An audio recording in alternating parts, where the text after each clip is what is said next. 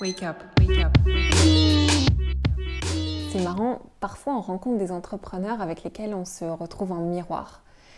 Et c'est un peu l'effet que m'a fait Emmanuelle Duez. Alors je ne sais pas si c'est la frange, le côté young, un peu aventurière, chef d'entreprise aussi, mais je me suis beaucoup reconnue en elle. Fondatrice du Boson Project, mais aussi d'initiatives comme le Chat Show, Women Up, le Belleville, Emmanuelle embarque et fédère des personnes dans des endroits où elle a des convictions fortes. Dans cet épisode, Emmanuelle m'a livré une idée que je vous partage et que j'adore. L'entreprise de demain doit être fraternelle. Ensemble, on a parlé d'entrepreneuriat, de résilience, d'authenticité au travail et aussi d'expériences hors du commun. Installez-vous confortablement, je vous emmène dans cette conversation avec Emmanuelle Duez. Ok, bon Emmanuelle, merci d'avoir accepté notre invitation. Première question, toute simple, qui es-tu, Emmanuelle Duez? Alors, qui je suis? Déjà, je suis la maman d'une petite fille. Euh, je suis un entrepreneur récidiviste, animé par des convictions profondes, avec le feu au corps sur un certain nombre de sujets. Donc, aujourd'hui, j'ai créé The Boson Project, Women Up, Chatch, Belleville, à la Croisée des Mondes, enfin plein d'initiatives, toutes plus ou moins militantes, qui visent à façonner une entreprise et une société demain un peu plus vertueuse. Super, quand on écoute tes interventions, qu'on cherche un peu et qu'on tape ton nom sur Google, on se dit cette nana c'est une boule d'énergie, elle a une pêche d'enfer. Et je me suis demandé est-ce que ça a toujours été le cas? Est-ce que petite tu étais aussi avec cette boule d'énergie? Voilà, quel souvenir est-ce que tu as de ton enfance? Oui, je pense que ça a toujours été comme ça. J'ai de la chance en fait parce que j'ai un capital énergie et drive très Mm. important. Mes parents diraient pas que c'est une chance, mais globalement, surtout qu'on est 4 comme ça dans la famille. Donc depuis toute petite en fait, j'ai toujours zappé, j'ai toujours multiplié les projets. Et je me souviens d'une anecdote au collège de mémoire où parce que le prof de sport discriminait les filles parce que c'est des femmes et que du coup elles sont moins fortes, j'avais conduit une fronde et organisé une grève pour atterrir devant la directrice de l'école et je devais avoir 12 ou 13 ans. Ouais. J'ai toujours eu ça, voilà, L'engagement, le militantisme, le côté rebelle. absolument. Génial. Et bah du coup, qu'est-ce qui t'a, toi, qu'est-ce qui a fait que tu es tombée dans cette marmite de l'entrepreneuriat avec tous ces projets aujourd'hui? Alors l'entrepreneuriat, ça a été totalement un hasard parce que j'ai aucun entrepreneur dans ma famille et pour être Mm. transparente, je savais même pas ce que c'était. Mm. Juriste de formation, pénaliste plus précisément. Donc moi, mon grand dada, c'était quand même l'armée, la police le rêve d'être juge d'instruction. Donc, et je suis allée jusqu'au bout d'ailleurs. Euh, En fait, ce qui s'est passé, c'est que un jour, j'ai rencontré un entrepreneur Mm. qui avait, je pense, le même âge que moi. Donc à l'époque, j'avais 22 ou 23 ans et qui avait déjà monté 15 boîtes. Wow. Jamais rencontré de gens comme ça. Donc d'abord, je l'ai trouvé extraordinaire en me disant, mais Mm. c'est pas possible d'avoir une telle richesse. Et surtout, à son contact, j'ai compris que je cherchais le quoi depuis des années parce que j'ai fait des études à rallonge, comme beaucoup de millennials qui ont la possibilité de faire des études à rallonge parce qu'ils se posent des questions fondamentales. Donc je Mm. me disais, mais qu'est-ce qui peut bien m'épanouir dans la vie Je suis habitée par des idéaux d'intérêt général, etc., etc. Et en fait, à son contact, j'ai compris que le comment était aussi important que le quoi. Et que Mm. fondamentalement, j'étais un entrepreneur, ça coule dans mes veines. C'est-à-dire que Mm. moi, ma façon d'être dans la vie, pro comme perso, c'est de monter des projets, de mettre l'entrepreneuriat au service de mes convictions, de fédérer des équipes, de se dire que rien n'est impossible, d'avoir des montagnes de plus en plus hautes à gravir, euh, Mm. pleurer un soir sur deux, Mm. d'avoir peur de ne pas avoir à bouffer dans un an, et de Ah, vivre ouais, intensément. Et en fait, ouais, quand il m'a raconté sa vie, ouais. ça ressemblait à ça. Et je me suis dit, mais c'est génial en fait. C'est l'Indiana Jones de l'entrepreneuriat. On est toujours sur le qui-vive. Tout est intense. Mm. Rien n'est vain. Rien n'est superficiel. Et en fait, ça correspond à ma personnalité, tout simplement. À Mm. partir de ce jour-là, je n'ai plus jamais arrêté de monter des boîtes et des projets. Mm. Et cet entrepreneur-là, comment est-ce que tu l'avais rencontré? C'était un hasard de la vie? Ouais, je l'ai rencontré en fait sur les bancs de l'école à l'ESSEC. Euh, Ok. Parce que j'étais une quiche en anglais et lui aussi. Forcément, il n'avait pas eu le temps de monter en compétences en anglais parce qu'il était très occupé depuis l'âge de, je sais pas, 15 ans peut-être, à monter des entreprises. Et donc, on était tous les deux plutôt très diplômés. Lui, Hmm, engagé en politique en plus, donc ça me parlait énormément. Euh, hmm, et on s'est retrouvés, et voilà, à la faveur d'une discussion et d'une amitié qui est née et qui existe encore aujourd'hui, ça a été une révélation. Et c'est vraiment, en fait, à un moment donné, de se dire, mince, je cherche le quoi. Il y a plein de gens qui cherchent le quoi. Je travaille dans le luxe, je veux des beaux produits, je veux des projets engagés. hmm, Mais en fait, le comment, il est aussi fondamental. Et, euh, et quand on ne sait pas qu'on est un entrepreneur, parce qu'on n'a pas d'entrepreneur autour de soi, c'est difficile hmm, de se dire que c'est la corde qui sonne juste. Et là, j'ai un hmm, mec, j'ai eu l'impression que c'était mon miroir. hmm. Incroyable. Ce qui fait vibrer, c'est ce qui me fait vibrer. Pourtant, on ne fait pas du tout la même Ouais, chose. Euh, ouais. mais fondamentalement, ce goût du risque, euh, ce goût de l'intensité absolue et Hmm, systématique, le fait de vouloir être un leader de projet ou un leader d'idées, ce qui est plutôt mon cas, et de fédérer des hommes et des femmes extraordinaires, des talents fabuleux autour de nous pour que ça prenne vie. En fait, on avait ça en commun. Et là, j'ai hmm.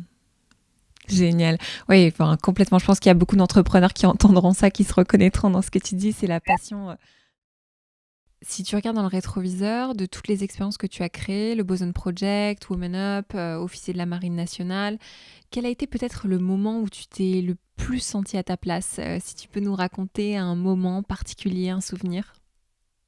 ah oui, oui, alors j'ai un moment qui est très au-dessus des autres. J'en ai plein des moments Ouais, exceptionnels ouais, ouais. et qui sont soit exceptionnellement fantastiques, soit exceptionnellement tragiques. Parce que c'est aussi ça la vie d'un entrepreneur. Mm, C'est que c'est une tragédie perpétuelle. Euh, le moment le plus exceptionnel que j'ai pu vivre, c'était en février de l'année dernière, où j'ai organisé avec les Bosons la troisième édition de la Croisée des Mondes sur la thématique de la transmission. Et nous avons eu la confiance du chef d'état-major de la Marine nationale qui nous a prêté amicalement un porte-hélicoptère pendant 24 heures rien que ça. avec un équipage fantastique d'abnégation, de résilience, de gentillesse et d'expertise. Et on a embarqué 150 dirigeants et intellectuels qu'on a choisis les uns après les autres pour 24 heures d'épopée sur la thématique de l'autre, de la transmission et la responsabilité des dirigeants et des penseurs dans le monde d'aujourd'hui. Et c'est vrai que, tu vois, quand on est arrivé au pied du quai, en face de ce bateau extraordinaire, qu'on a embarqué sur un espèce de catamaran militaire avec Mm, 150 dirigeants que je connais par cœur, que j'accompagne et que j'aime, et qui avaient pris 24 heures de leur temps sans savoir où est-ce qu'ils allaient, ce qui est énorme mm, hein, pour des dirigeants de mm, très grosses boîtes. mm, C'est compliqué. En plus, je leur avais dit ça ne passera pas. Internet, le téléphone, c'est terminé pendant 24 heures. Et qui sont arrivés dans ce hangar à hélicoptère qui avait été totalement repensé pour pouvoir accueillir des professeurs du Collège de France, des gynécologues, des médecins, l'archevêque de Strasbourg, des commandos marines, pour parler de la responsabilité des dirigeants. En fait, quand je les ai vus vibrer, avoir leurs poils qui se hérissaient sur les bras, quand le soir ils se sont tous mis à danser avec Agoria sur le pont, là je me suis dit, c'est fantastique. Waouh. C'est Mm, fantastique et en fait j'ai eu une émotion exceptionnelle à ce moment-là parce que je l'ai vécu un peu comme la concrétisation de tout ce en quoi je crois. C'est-à-dire que mm, ils m'ont fait confiance et c'est le résultat de 8 ans de travail d'une équipe mm, pour venir. Ils avaient en face d'eux des intellectuels éminents de Christiane Taubira à Thierry Marx, donc des gens extrêmement différents. Euh, Ils ont partagé des émotions, des convictions, ils ont dormi dans des couchettes ensemble et ils mm, sont partis la moitié avec les larmes aux yeux en disant on a vécu une épopée humaine et intellectuelle mm, comme on en vit rarement dans une vie. Et leur confiance, l'intensité des échanges, euh, le rapport aussi à l'espace-temps qui est très bizarre quand vous êtes dans un bateau qui est enfermé en fait, hein, c'est une boîte de conserve. Tout ça, ça crée un momentum exceptionnel. Voilà. Et Mm. là, je me suis dit, si The Boson Project doit disparaître, ce qui est une question évidemment qu'on se pose, hein, dans un contexte comme le nôtre, Mm. euh, j'aurais réussi. J'aurais réussi parce qu'il y avait à ce moment-là la synthèse et la symbiose de tout ce en quoi je crois. Des gens qui Mm. s'engagent, qui donnent de leur temps, une équipe extraordinaire à mes côtés, les idées qui sont magnifiées, la croisée des mondes, militaire, civil, intellectuel, scientifique, et en fait le meilleur de ce que peuvent donner des hommes et des femmes quand ils pensent à demain et quand ils s'oublient un peu. Mm. Et pour moi, Et justement, pardon, je voulais pas te couper. Simplement, tu dis justement, si le Boson Project s'arrêtait demain, qu'est-ce que tu aimerais laisser en héritage si tout s'arrêtait demain? qu'est-ce que j'aimerais laisser en héritage au niveau des bosons En fait, j'aimerais laisser en héritage la démonstration, une démonstration, c'est plus compliqué que quelque chose de concret, mais que on peut aller au bout de son alignement et de soi par le biais d'une aventure entrepreneuriale. Mm. Jamais, et d'ailleurs aucune de mes aventures entrepreneuriales, et les bosons qui est la plus belle d'entre elles n'échappe pas à la règle, aucune n'est une aventure au service d'elle-même. Moi, je m'en fous Mm. complètement d'avoir une boîte de 300 personnes, de lever 15 millions demain. Ça ne Mm. m'intéresse pas du tout. Et je ne dis pas que c'est pas intéressant, hein. Je dis que moi, zut, moi, ça ne m'intéresse pas. Euh, euh, par contre, faire la démonstration que dans une épopée entrepreneuriale qui reste d'abord et avant tout une aventure collective, on peut être dans l'alignement le plus total de ses convictions, de ses valeurs, pour fédérer une équipe, pour fédérer des clients, pour fédérer un écosystème intellectuel. Et que malgré les difficultés, malgré l'époque qui, juste avant le Covid, était beaucoup à la communication, où Mm. finalement, peu importe l'alignement de beaucoup d'entreprises, ce qui comptait, c'est ce que vous alliez raconter sur votre raison d'être, votre engagement, etc. Malgré tous ces soubresauts-là, on peut garder son éthique jusqu'au bout. On Mm. peut rester droite dans ses bottes. Et ça, c'est Mm. super important pour moi. Et en fait, c'est pas simple du tout, pour être tout à fait honnête. Euh, Ouais. Avant le Covid, j'avais quelques dirigeants, alors qui sont pas majoritaires, mais j'avais quand même eu ces discussions avec globalement une phrase du type t'es chiante à être si puriste dans ton approche.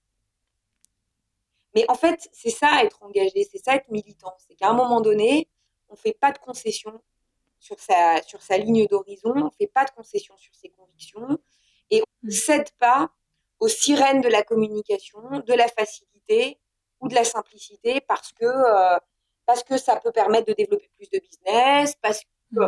qu'on ne fait pas de compromis en fait. Mm. Voilà. Je pense que je ne suis Ouais. pas une femme de compromission. Et j'aimerais montrer que aujourd'hui, l'entrepreneuriat, ça peut changer le monde à partir du moment où on arrive à être aligné là-dessus, sans Mm. compromis, sans concession. Ce qui ne veut pas dire être arc-bouté sur ses convictions et sur ses certitudes, mais ça veut dire avoir une encre qui est profondément dans la terre, en fait, où on sait Mm. exactement pourquoi on fait les choses. Et donc, par rapport à son propre pacte de valeurs, on ne transige jamais. Mm. C'est ça la chose que Ouais. je voudrais faire.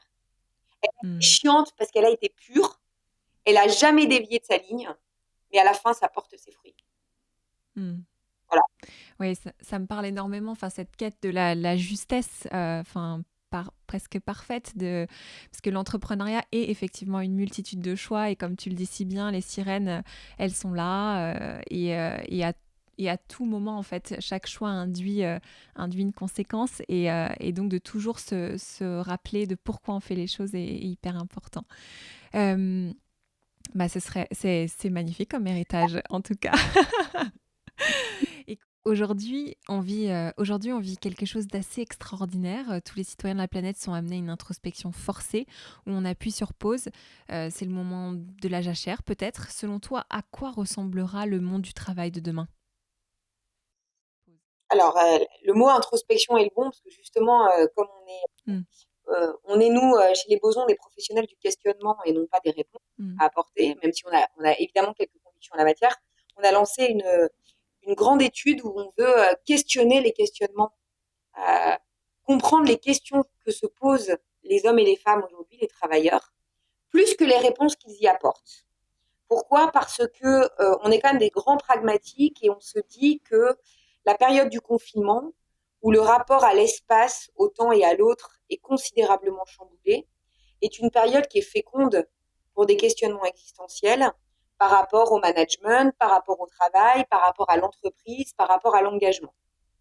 Est-ce hmm, que les réponses qu'on va y apporter d'un point de vue individuel vont être tenues à l'épreuve du retour, à l'épreuve de l'amnésie collective générale dont on est tous responsables et coupables, et qui est quasi hmm, systématique? Je ne sais pas. Donc nous, ce qui nous intéresse chez les bosons, c'est les questions que les gens se posent. Et donc on a hmm. lancé cette étude qui s'appelle Introspection du travail, donc par The Boson Project, où il y a déjà pratiquement 2000 réponses. Et on voit se dessiner en fait euh, des choses assez intéressantes. Euh, y a un distinguo qui est opéré entre le rapport au travail. Ça, c'est une première source de questionnement. C'est fondamentalement quelle est la place du travail pour moi, quelle est l'importance du Hmm. travail pour moi, indépendamment de la boîte pour laquelle on bosse. Est-ce que le travail, c'est une condition nécessaire à l'épanouissement humain? Est-ce que le sens finalement, c'est pas de se sentir utile, qu'on soit utile au front parce que on est infirmière ou militaire, ou qu'on soit utile dans un système de valeurs parce que les autres ont besoin de nous et qu'il y a une interdépendance. Donc, il y a vraiment ce rapport au travail Hmm. qui se dessine. Il y a le rapport à l'entreprise aussi qui est très intéressant parce que finalement, dans un contexte comme le nôtre, que la boîte soit shiny, qu'elle vende du rêve, qu'elle vende des beaux produits, qu'elle soit particulièrement engagée, qu'elle ait une raison d'être super marketée, c'est probablement pas ce qui compte. Ce Hmm. qui fait qu'on s'engage en face de son ordinateur et qu'on travaille quand même entre 8 et 15 heures par jour, ça dépend chacun d'entre nous. Euh, Peu importe la raison d'être bullshit ou pas de la boîte pour laquelle on bosse, finalement, c'est probablement davantage le lien social qui nous réunit à une équipe, à des collègues, qui va faire la Hmm. différence et qui va faire l'engagement. Et ça, je trouve que c'est très intéressant parce que ça remet un peu de l'ordre dans les priorités.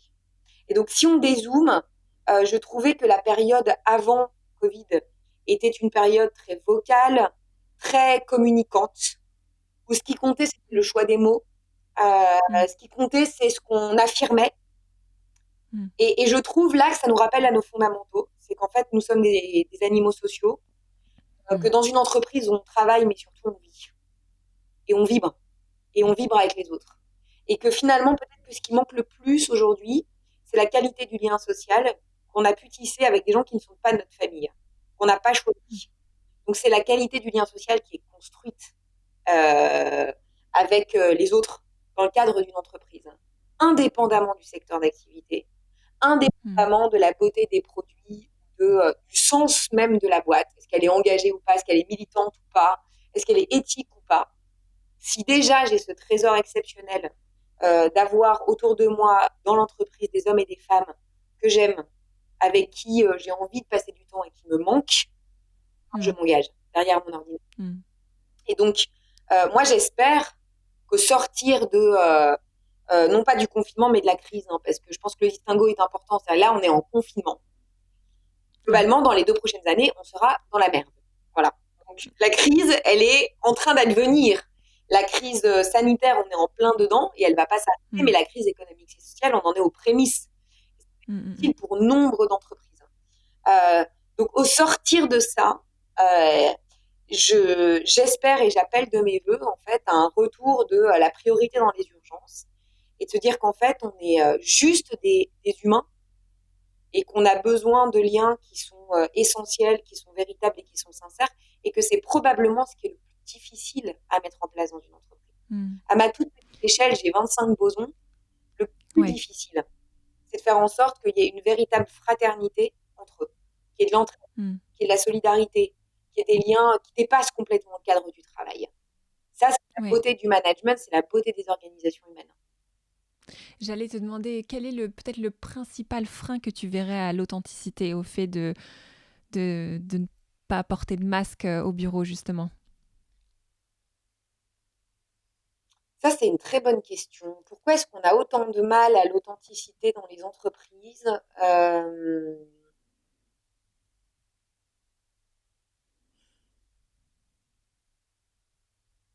Ça, c'est une très, très bonne question. En fait, je pense que c'est très lié aux humains eux-mêmes. Je ne pense pas que ce soit la faute des entreprises, ou en tout cas la pleine responsabilité des organisations, ni des managers, ni des dirigeants.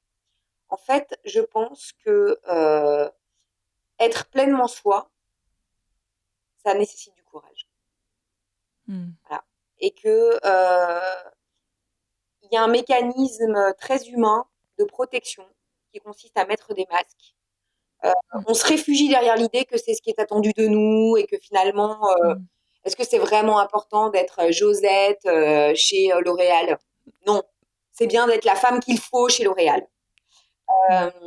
Mais je pense que ça arrange autant l'entreprise parce que ça uniformise les comportements et que on crée ainsi une barrière importante entre le pro et le perso. Et le perso, c'est les gens. Et les gens, ça dérange parce que c'est complexe, parce que c'est de la matière humaine, parce que c'est pétri d'émotions, c'est pétri de sensibilité. Et tout le monde est un peu mal à l'aise avec ça. On est mal à l'aise dans la vie normale. Donc, a fortiori dans une organisation, vous n'avez pas choisi les gens. Devoir gérer cette espèce de magma d'émotions et de sensibilité d'un point de vue individuel et le passer à l'échelle du collectif, c'est très compliqué. Donc je pense que évidemment ça arrange l'entreprise, mais je pense que ça arrange les gens aussi. Ça arrange les gens aussi parce que du coup on peut pas se cacher quand on n'a pas de masque, on peut pas mentir, on peut pas avoir trop de distance. Donc il est confortable parfois. Alors il y a des masques très grossiers, hein, très épais, puis il y a des masques beaucoup plus fins. Mais je crois quand même que pour l'être humain en collectivité et dans les premières sociétés humaines que sont les organisations, les entreprises, il reste quand même avant tout assez confortable de mettre un masque pour ne pas trop oser être soi et l'imposer au regard des autres et donc se l'imposer à soi-même. Après, moi, je suis vraiment pas une fille absolue, c'est-à-dire que je pense pas qu'il faille que demain tout le monde soit pleinement lui-même partout, parce que il y a plein de gens qui sont pas du tout à l'aise avec ça et fine en fait, et c'est pas tout à fait le sujet, mais qu'on puisse au moins passer d'un extrême où clairement l'entreprise était un lieu où il ne fallait pas se montrer tel qu'on est en réalité, un magma d'émotions et de sensibilité, voilà, de différence, à un équilibre un peu plus juste, où quand on le veut, et parce que peut-être au sortir de la crise, ça sera vital, on puisse être soi vraiment. Et du coup, on puisse, parce qu'on est soi vraiment, créer des liens avec des gens qui nous intéressent vraiment et qu'on finira par aimer vraiment et on n'aura pas de problème avec ça. Là, en t'écoutant, je me dis qu'on est tous un petit peu empêtrés dans nos égos, on n'arrive pas à atteindre ce qu'on appelle le moi profond. Et en même temps, je peux pas vraiment jeter la pierre, on est dans une ère matérialiste, très tournée vers l'extérieur, c'est difficile. Comment est-ce que tu vois, toi, le rôle du manager post-confinement ? Alors oui, je pense que le manager, il a un rôle absolument fondamental. D'ailleurs, je pense qu'au sortir de la crise, ça sera l'urgence numéro 1. Ça sera de penser et d'avoir une ambition très haute pour le management de demain. Alors attention, je pense que le sujet, c'est le management, c'est pas les managers. Parce qu'aujourd'hui, les managers, c'est une strate hiérarchique dans nombre d'organisations. C'est pas tout à fait le sujet. Je pense que le véritable enjeu, c'est un savant mélange de ce qu'on appelle le management, les ressources humaines, le capital humain, le facteur humain, etc. Même le bien-être en entreprise. Mais le défi et la problématique majeure, ça sera comment est-ce que dans un monde où le rapport à l'espace, le rapport au temps, le rapport à l'autre ont été considérablement bouleversés, comment l'entreprise crée ou recrée des écosystèmes humains dans lesquels on a envie de se retrouver. Donc là, l'aspect spatial est fondamental. Dans lesquels on a envie de s'engager pour de vrai, sachant qu'on se sera questionné sur vraiment, est-ce que j'ai envie de travailler? Est-ce que vraiment le travail c'est important? Non, mon travail c'est de la merde. Ma famille c'est vachement plus intéressant. Je pense qu'il y a plein de gens qui se disent ça. Donc comment est-ce qu'on recréera en fait les fondamentaux de l'engagement? Et moi je crois qu'une des réponses à apporter, c'est cette histoire de fraternité. Je pense qu'aujourd'hui en fait on est dans un contexte où globalement on a un peu un point aveugle, c'est le collectif. On est tous confinés, on est tous pas seuls, puisqu'on est dans nos cellules familiales, pour ceux qui ont la chance d'en avoir. Mais en tout cas, on est recroquevillés sur nos propres bulles qu'on s'est bâties. Et le risque, c'est d'y prendre tellement goût qu'on n'aurait plus le goût des autres. Les autres étant ceux qu'on n'a pas choisis. La société, hein, c'est avec ceux qu'on n'a pas choisis. C'est pas avec ses enfants et son mec. Hein, ça, c'est la partie facile, j'ai envie de dire. Donc, perdre le goût des autres, c'est l'immense risque de ce confinement, d'un télétravail sur le temps long, de se dire que finalement, on est bien avec soi, on est bien avec sa propre bulle, et c'est déjà génial. Mais du coup, on l'opposerait au fait de revenir vers les autres et recréer des liens de qualité. Donc ça, je pense que c'est une problématique qui est vraiment à connecter à cet enjeu. Le terme est peut-être un peu fort, hein, mais je l'assume totalement, de la fraternité, qui est une espèce de solidarité en mouvement, qui est une solidarité de gens qui partagent les mêmes valeurs et les mêmes objectifs, et qui font corps, et qui font front, et qui sont frères d'armes, et frères de projet, et frères d'entreprise ensemble. Et que finalement, c'est peut-être le seul levier demain qui permettra cet engagement. Le retour d'engagement sincère, plein et entier. Est-ce que les managers d'aujourd'hui sont en capacité aujourd'hui de faire émerger un management de la fraternité? J'en sais rien. Est-ce qu'ils auront le choix? Je pense que non. Je pense qu'à un moment donné, et loin de moi les idées un peu cucul-à-praline, c'est pas du tout le sujet. Je pense que, au contraire, ce que je suis en train de dire est extraordinaire de complexité et d'ambition, et porteur de performance économique pour l'entreprise. Et que si on n'arrive pas à faire advenir ça, on aura du mal à opérer ce qu'on appelle la remontée en puissance opérationnelle des entreprises, pour faire en sorte qu'après cette période, après ces blessures, après ces questionnements, on se remette en mouvement et qu'on se donne vraiment. Ouais, complètement. D'autant qu'on voit que le télétravail a exacerbé les failles d'un management qui est old school, qui est daté. C'est un vrai défi. La question ouverte reste de savoir si on va y arriver. Est-ce qu'il y a des choses que toi, tu as mis en place dans ton entreprise avec les 25 personnes avec lesquelles tu travailles? Est-ce que tu as des rituels, des choses que vous avez mis en place pendant ce confinement et qui vont peut-être perdurer? Alors, nous, notre cœur de métier chez Les Bosons, hein, c'est l'excellence humaine au service de la performance durable. Donc, en gros, l'essentiel de nos missions consiste à créer les conditions pour que, individuellement et collectivement, les hommes et les femmes puissent donner le meilleur d'eux-mêmes. L'objectif étant la performance durable de l'entreprise. Et derrière le mot durable, il y a le sujet de la résilience, c'est-à-dire comment est-ce qu'on arrive à surmonter des crises ou des difficultés. Alors, j'avoue qu'on n'avait pas vraiment en tête un virus mondial, mais voilà, c'est une épreuve du feu qui est intéressante. Et c'est une épreuve du feu qui, en effet, va montrer que les entreprises qui auront investi profondément et sur le temps long dans leur excellence humaine, souvent avec beaucoup de courage, parce qu'il n'y a pas de ROI à court terme quand on investit dans ces hommes et ces femmes, seront celles qui s'en sortiront le mieux au sortir dans 18 mois ou dans 2 ans de cette épreuve collective. Alors, comme c'est notre cœur de métier et qu'on n'a pas du tout envie d'être les cordonniers les plus mal chaussés, on passe notre vie à se poser des questions existentielles sur nous-mêmes en se disant, OK, on est notre propre laboratoire, on est aussi notre propre étendard, parce que si on n'est pas aligné avec ce qu'on raconte, en fait, on est mort. Donc, en temps normal, on a déjà énormément de rites et rituels. On a des coucouneurs. Donc, en l'occurrence, chaque boson a une personne de confiance qui est un père et qui est censé, de manière hebdomadaire, le réceptionner à titre personnel. On a un RH dédié pour 25 personnes au service du développement humain, de l'accompagnement individuel et collectif. Et puis, on a plein de cercles à géométrie variable qu'on appelle les coco-coachs, les coco-leads, etc., qui sont en fait des réunions de professionnels du management et de la chose humaine sur des angles différents. La montée en compétences, la capacité à prendre du recul, etc., etc. Alors là, ce qu'on a mis en place dans le cadre du télétravail, parce qu'en effet, c'est super difficile de maintenir le lien humain et l'envie avec ces faux plats, ces faux rythmes, cette distance, le fait qu'on ne peut pas se voir, qu'on ne peut pas se toucher, qu'on ne peut pas se sentir. Euh, on a mis en place, comme beaucoup d'entreprises, j'imagine, une réunion hebdomadaire où on est tous là.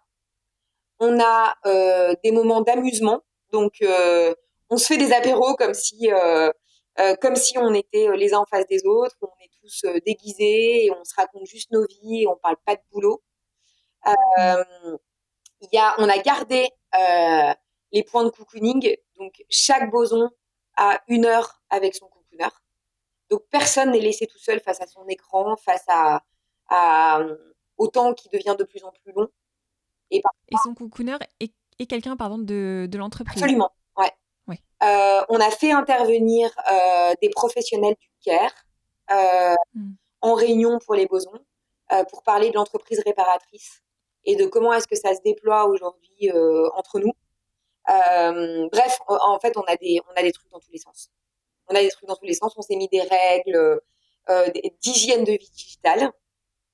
Ok. Que certains respectent et que d'autres, comme moi, ne respectent pas du tout, mais en tout cas, on les a mises en place. Raconte, c'est quoi ces règles? Ces règles, en fait, c'est que chacun puisse être vraiment le leader de son propre rythme, et donc avec un certain nombre de symboles qui fait que je veux pas être dérangée en dehors de ces plages horaires, que je peux être dérangée à n'importe quel moment, que WhatsApp c'est plutôt pour les urgences quand on va être sollicité en direct, Slack c'est sur les projets, mais voilà, on n'y va pas quand on n'a pas envie d'y aller et quand on veut être off. Trello c'est encore autre chose. Enfin bref, voilà, on s'est fait des tutos d'hygiène de vie digitale. Enfin, voilà. On réfléchit pas mal et puis surtout, ça vient interpeller chez les bosons aussi la gouvernance parce que nous, on est plutôt très flat. On est très sur des systèmes à géométrie variable, circulaires. Et là, l'entraide et la solidarité deviennent plus importantes que jamais. C'est-à-dire qu'un junior chez les bosons qui est laissé tout seul parce qu'il est dans son 30 mètres carrés à Paris, il a des projets qui sont complexes parce que, comme beaucoup d'entreprises, on se concentre sur les enjeux stratégiques, puisqu'on ne peut pas réaliser concrètement nos missions, comme notre cœur de métier, c'est les sciences humaines. Et ben, il faut prendre soin de ce junior-là. Et donc, on travaille aussi, et ça, c'est plutôt les vieux, donc tous les vieux de la boîte, on travaille à accompagner les un peu moins vieux à la détection de signaux faibles, pour que spontanément, il capture en fait des fragilités ou des appels à l'aide déguisés sur les plus jeunes. Donc en fait, dit de manière un peu synthétique, on a mis en place plein de rituels, un modèle d'organisation bien cadencé, avec de l'amusement, avec de l'attention, avec du management, avec des exigences aussi, avec des tables ultra claires pour que chacun se dise on avance, on crante, on produit des choses. Et oui, il y a des faux plats, mais en fait, collectivement, la boîte, elle est en train de prendre de l'avance sur l'époque. Mais surtout, on essaye de se renforcer sur notre cœur de métier. Et comme notre cœur de métier, c'est l'excellence humaine, et que là, on est face à des problématiques fondamentalement humaines, qu'on a rarement l'occasion de voir. Rarement, on a en face de nous des dirigeants des managers, des collaborateurs qui se posent la question de leur rapport au travail. C'est extraordinaire pour nous parce que du coup, on tire des fils et on va plus loin encore dans la socio, dans l'anthropo, dans la psycho et dans la modélisation de tout ce que cela veut dire pour le monde de demain. Peut-être, pour revenir sur ce que tu disais sur la résilience des organisations, comment est-ce qu'on peut qu'organisation être plus résilient? Je crois que tu définis, comme Boris Cyrulnik, la résilience comme la capacité à dépasser les traumatismes.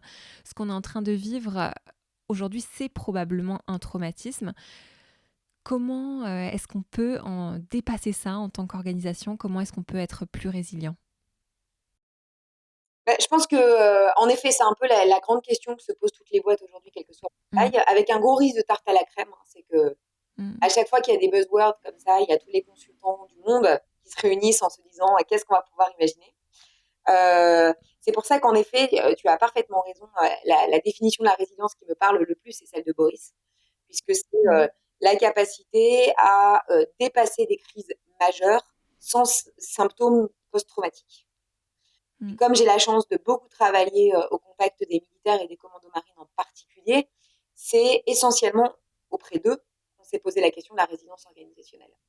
Euh, Mmh. parce que finalement, ce sont chez les forces spéciales qu'on a dû inoculer culturellement, managérialement, organisationnellement parlant, dans la formation, cette Mmh. capacité à tout dépasser, à tout transcender, sans en être abîmé, qu'on pourrait appeler l'agile ou qu'on pourrait appeler la plasticité. Enfin, voilà. Alors, est-ce qu'il y a des ingrédients magiques? Je sais pas trop. Je pense que y a une règle de bon sens qui est que nous allons vivre une formidable pirouette de l'histoire. Jusqu'à présent, les hommes et les femmes s'engageaient dans une entreprise parce qu'ils ont besoin, dans une société de consommation, de bien gagner leur vie, de prendre soin de leur famille, etc. Je me place dans un rapport de subordination et je donne. Je donne mon talent, je donne parfois même ce que je suis, je donne mon temps. Et en échange, je récupère du blé. Au sortir de la crise, c'est l'entreprise qui va avoir besoin que les hommes et les femmes prennent soin d'elle. Mmh. Et là, je pense qu'en fait, ça sera intéressant parce que on va récolter ce que l'on a semé. C'est-à-dire que les entreprises qui, fondamentalement, pendant des années, ont pris Mmh. soin de leur corps social, par conviction, parfois par stratégie aussi, en se disant que c'était l'ingrédient number one de la résilience, sont probablement les entreprises dont on va prendre soin sans se poser de questions quand ça va repartir. Que va-t-il se passer pour les entreprises au sein desquelles on n'a jamais pris soin des hommes et des femmes? Parce que c'est pas le sujet. Et combien de dirigeants assument de dire je ne suis pas un chef d'hôpital, je n'ai pas à prendre soin de mon corps social. Ouais. Sauf Mmh. que en fait, à la fin du bal, dans des contextes de force majeure, des cas de force majeure comme ceux qu'on est en train de vivre, on se rend bien compte que sans excellence humaine, il n'y a pas de performance. Et que finalement, tout repose sur le fait que le corps social, à un moment donné, va se lever et va s'engager et va essayer de Mmh. sauver son entreprise. Pourquoi va-t-il le faire?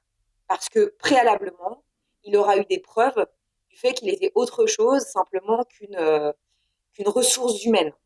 Mmh. J'ai eu un échange avec quelqu'un que j'aime profondément qui s'appelle Pierre Hurstel, qui a créé Matière à réflexion, qui est un grand sage en fait. Hein. C'est un peu un des maîtres Yoda chez les bosons.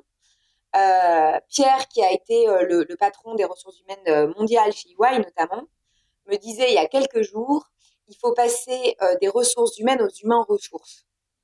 Je pense que dans les boîtes où on se sera dit qu'en fait on avait des humains ressources et non pas des ressources humaines, Mmh. on aura de la résilience. Ensuite, la discussion que j'ai eue récente là aussi avec Jacques Attali m'a donné un deuxième ingrédient que je partage, que j'ai trouvé très intéressant, là plutôt sur le leadership. Qui sont les leaders en capacité d'appréhender, d'anticiper et donc de forger la résilience de leur organisation? Il a répondu des hommes et des femmes qui ont le sens du tragique. C'est OK. intéressant parce qu'on l'entend assez rarement, et c'est vrai. Dans la marine, par exemple, systématiquement, on parle des cas non conformes. C'est-à-dire qu'on doit toujours anticiper les cas non conformes. Et avoir le sens du tragique pour Jacques Attali, c'est ça que ça voulait dire. C'est que, en fait, un dirigeant, il anticipe le meilleur comme le pire en permanence. Et c'est dans cette palette, dans cette variation, qu'il doit être en capacité d'emmener sa boîte. Donc, appliqué à l'échelle des organisations, c'est que dans un contexte de guerre, comme dans un contexte fantastique, il faut qu'on soit capable de décliner une culture et une organisation et un management. Et qu'on a modélisé puisse passer de l'un à l'autre. Donc, il faut avoir le sens du tragique. Et le dernier ingrédient, là aussi appliqué au management et au leadership, qui m'a été partagé par plutôt des militaires sur cette thématique de la résilience, c'est que ils considèrent qu'il y a des leaders, des commandants de temps de paix et des commandants de temps de guerre. Et les commandants de temps de guerre ne sont pas des commandants de temps de paix. Et que donc, ce leader de temps de guerre, c'est quelqu'un qui a 2 compétences en plus de toutes les compétences qu'il faut pour faire un leader. La capacité à dessiner un cap extrêmement clair et à prendre des décisions. Et ça peut paraître trivial, mais ça l'est pas du tout. C'est-à-dire que c'est difficile, souvent, pour des dirigeants, de poser ses convictions sur la table et de dire « je ne suis pas sûr », parce que dans un monde complexe, on est sûr de rien. Mais voilà là où on va. Tracer un cap, ne pas, dans la tempête, avoir des problématiques existentielles, d'ego, voilà. Donc, avoir la capacité à prendre sur soi. Oui. Peut-être que j'emmène mon bateau dans le mur. Mais au moins, je sais que j'y vais. C'est important. Le deuxième élément, c'est avoir la capacité, spécifiquement dans un contexte de crise, à laisser émerger d'autres leaders de temps de guerre. Donc, c'est laisser les rebelles, notamment, émerger et leur donner de la place. Parce qu'aujourd'hui, on a besoin de ce que Christian Monjou appelle les fous du roi. Les gens qui pensent de manière oblique. Voilà, globalement, 3 ingrédients que je peux partager qui ne sont pas de moi, mais que je trouve très utiles. Pour conclure sur les organisations, un dernier point que je voulais aborder avec toi. On est en train de vivre une détresse écologique. On consomme 1,7 planète. Et ce qu'on voit apparaître en réponse à ça, ce sont juste des raisons d'être cosmétiques. Quelles seraient selon toi les vraies premières actions qu'un dirigeant pourrait prendre pour se lancer dans un vrai combat écologique? Je te pose cette question parce que je pense que toi et moi, on partage cette conviction qu'on n'y arrivera pas sans les entreprises. Alors, avant le confinement, j'avais échangé longuement avec un grand chef d'entreprise d'une grosse boîte française avec qui on a la chance de travailler, enfin une grosse boîte multinationale, qui avait structuré complètement l'organisation et les engagements de son entreprise autour de 3 P, donc People, Planet, Profit. Et évidemment, et c'est normal, en fait, le sujet planète, ces dernières années, est venu sur le devant de la scène pour des raisons cosmétiques et marketing, parce qu'on a besoin de se montrer un peu plus green que l'on est en réalité, notamment pour embarquer des jeunes générations de collaborateurs et de consommateurs, mais aussi parce que la plupart des dirigeants et la plupart des citoyens du monde, en fait, se rendent bien compte que c'est pas viable. Donc, quelles que soient les raisons, la planète est devenue un P très important. Je trouve que l'époque actuelle montre qu'en fait, la fondation de tout pour une entreprise, si on est pragmatique, c'est people. C'est-à-dire qu'il n'y aura pas d'engagement écologique viable sans engagement des hommes et des femmes qui constituent l'entreprise. Parce que finalement, un engagement écologique à l'échelle d'une entreprise, c'est un alignement total. C'est une remise en cause de son système de création de valeur. C'est un audit de la manière dont il traite ses fournisseurs, du choix des fournisseurs, du choix des matières premières. Et c'est seulement, en fait, quand on a tout investigué et tout audité, on est en capacité de se dire, voilà, là, on est aligné sur une ambition environnementale atteignable. Ceci n'est possible et n'a de sens que si vous avez des fondamentaux en termes de people qui tiennent parfaitement la route. C'est-à-dire des gardiens de cet engagement à toutes les étapes. Donc, le premier truc pour moi, c'est peut-être au sortir de la crise, de se dire, OK, finalement, il n'y a pas de performance durable et il n'y a pas de performance environnementale sans excellence humaine? Comment je consolide cette brique et comment, à l'échelle de mon organisation, je travaille l'alignement? On en a parlé au Mm. début de l'interview sur mon alignement à Mm. moi personnel, et Mm. je pense que c'est le grand défi de l'époque. Et à l'échelle des organisations, c'est comment est-ce qu'on utilise tous les bosons, c'est-à-dire les particules élémentaires de l'entreprise, pour réaligner les organisations, pour aligner leur Mm. système de production, pour aligner leur business model, et seulement à la fin pour aligner leur communication et leur raison d'être. Mais le travail Mm. avant est colossal et il est titanesque. Le deuxième élément que j'ai envie de partager, c'est la notion de renoncement. J'ai eu la chance d'échanger, pareil, juste avant le confinement, avec le jeune patron de la Massif, sur cette question de l'engagement global, donc un engagement environnemental, un engagement sociétal, qu'on appelle de nos voeux de la part des entreprises aujourd'hui, et probablement plus demain qu'aujourd'hui. Euh, et lui, en fait, pointait du doigt la notion de renoncement qui est fondamentale, et qui a trait à une autre notion qui est celle du courage. C'est qu'en fait, il n'y aura pas d'alignement, et donc il n'y aura pas d'engagement humain, écologique, sociétal, environnemental, sans renoncement. Mm. Euh, et ça, c'est compliqué parce qu'on est dans des sociétés où on ne renonce à rien. Mm. Et ça nécessite un courage fantastique de la part des dirigeants et des actionnaires qu'à un moment donné, faire des choix de renoncement sur des sujets qui sont porteurs de cash, porteurs de business, porteurs d'opportunités, mais pas porteurs d'avenir. Est-ce qu'on est prêt, même post-Covid, même post-confinement, même post-crise économique et sociale majeure dans 2 ans, à renoncer à du profit dans nos Mm. entreprises? Je ne sais pas. Mais c'est sûr et certain que du coup, si ta question c'est quoi la clé, c'est ça. Et ça ne veut pas dire Mm. renoncer à tout. Du coup, je rajoute une troisième notion, c'est la mesure. C'est que moi, je me méfie énormément des discours absolus et que l'alignement parfait, ça n'existe pas. Mm. L'engagement absolu, ça n'existe pas non plus. Et quand on demande à une entreprise qui doit d'abord être viable et rentable pour pouvoir s'engager, de s'engager à 100%, de ne pas polluer du tout, d'être porteur d'externalités positives partout, en fait, c'est illusoire. Plus on va loin dans les exigences, plus on les déconnecte de ce qui est entendable dans la tête des dirigeants et des actionnaires, plus on se plante. Et je Mm. crois qu'il faut accepter en fait la mesure, l'équilibre, le fait qu'on est dans une période de transition. Alors, est-ce qu'on bougera suffisamment vite par rapport aux enjeux? Je ne sais pas. Mais je ne crois pas qu'on puisse fonctionner dans la rupture. Je crois qu'on doit fonctionner dans la mesure et que c'est le meilleur moyen d'avoir de l'impact auprès des entreprises et de donner l'envie aux organisations, aux dirigeants et aux actionnaires de s'engager. Il y a du renoncement, certes, mais dans des équilibres globaux qui font que c'est possible et que c'est entendable. Un Mm. exemple très concret pour les citoyens qui écoutent, en fait, c'est le patron de Moral Score qui partageait ça. Lui, il dit pas aux jeunes ne consommez plus de fast-food. Parce qu'il sait qu'en fait, s'il porte ce message, il n'y a personne qui va l'écouter, donc ça sert strictement à rien. Ce qu'il dit, c'est OK les mecs, en fait, entre Burger King et McDo, Burger King, c'est mieux. Donc si vous voulez davantage vous engager, fléchez vos choix. Vous renoncez à quelque chose, mais on n'est pas dans le discours absolu.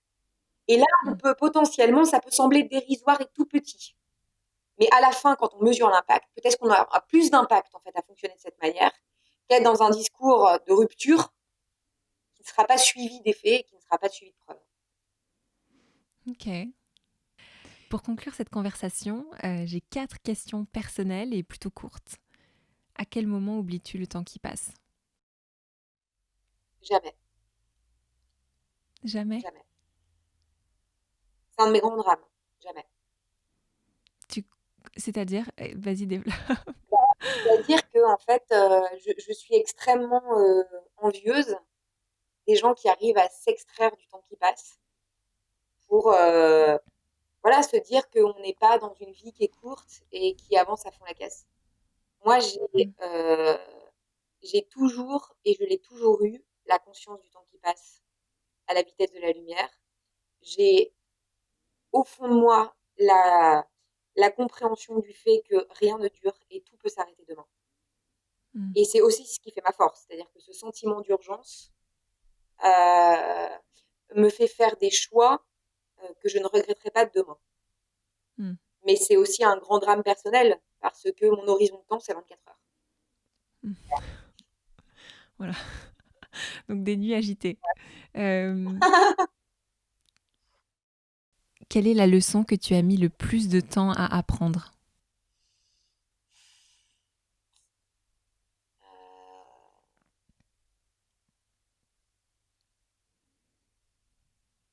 Il y a deux leçons qui me servent au quotidien aujourd'hui. Je ne sais pas si j'ai mis du temps à les apprendre, mais je me souviens très bien des moments où je les ai comprises.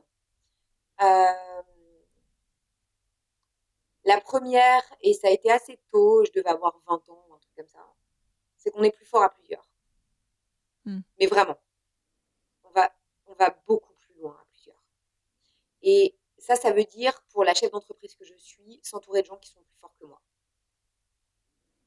Euh, ça, c'est un truc qui m'est extraordinairement utile dans la vie. Et qui est vraiment, si j'avais, voilà, s'il y a un ingrédient dans mon style de leadership, c'est celui-ci.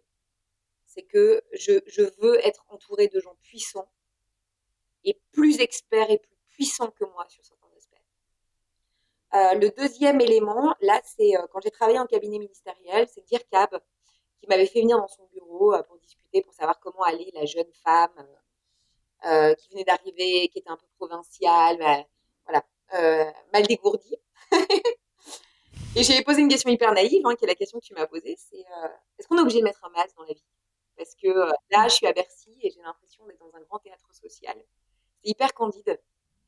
Et il m'a dit, tu vois, Emmanuel, le fait que tu poses cette question est très intéressant. La réponse est non, on n'est pas obligé. Et les gens comme toi qui, à 25 ans, se posent la question, doivent vite l'enlever ou ne jamais en mettre. Mmh. Et alors ça, il n'a pas fallu me le dire 2 fois. C'est-à-dire que ça a changé ma vie. Ça a Mmh. changé ma vie puisque j'étais justement dans cette trajectoire politique, droit pénal, magistrature, etc. J'ai tout arrêté. J'ai tout arrêté. Je me suis dit, ah ouais, en effet, pas de masque en fait. Donc je peux pas aller dans des Mmh. endroits qui sont des bals masqués géants. Il faut que je trouve autre chose. Parce que sinon, je serais toujours mal à l'aise. Ouais. Et c'est là que j'ai bifurqué dans l'entrepreneuriat. C'est là que je suis allée dans une business school. Et c'est là que ma vie, la vie d'Emmanuel a commencé en fait, en réalité. Merci à lui. Que crois-tu avec certitude? Je crois avec certitude qu'il est très très très difficile de se rendre compte au jour le jour, chaque heure qui passe, de ce qui est vraiment fondamental pour nous. Et que c'est une discipline très compliquée pour moi, mais nécessaire, que d'être entouré de gens qui vous le rappellent en permanence. Mmh. Voilà. Qui te le rappelle, toi? Franchement, tout le monde. Moi, j'ai beaucoup de chance parce que j'ai une famille très soudée. J'ai 3 frères dont je suis extrêmement proche. Euh, j'ai un enfant et j'en attends un deuxième. Euh, Oh, voilà. félicitations. Et j'ai un mec qui est un militaire qui a vécu des choses exceptionnelles dans sa vie et extraordinairement difficiles, et qui est un peu une boussole sur ce genre de sujet pour me rappeler que, en fait, quand on a traversé des épreuves que peu d'humains ont traversées, quand on a vu à la surface du globe des situations particulièrement difficiles, en fait, ce qui rend profondément les gens humains et heureux, ce sont les fondamentaux et qu'il faut pas Mmh. oublier, et qu'on peut être dans la situation la plus délabrée possible. Quand on a ça, on est riche de tout.